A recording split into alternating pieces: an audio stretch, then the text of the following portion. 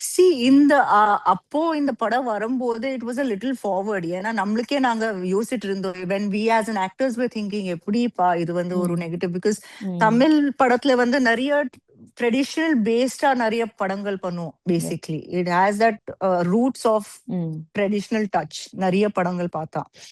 But Mankatha was a very different script altogether when Venkat Prabhu sir சொன்னாங்க இந்த படத்துல வந்து இந்த மாதிரி ரோல் இருக்கு and all. So it was always a forward looking future only. நம்ம கேரக்டர்ஸ் நாங்க நடிச்சிருந்தது maybe it is shot taking இருக்கலாம், டிரெக்ஷன் இருக்கலாம். It was very stylishly shot 15 years ago.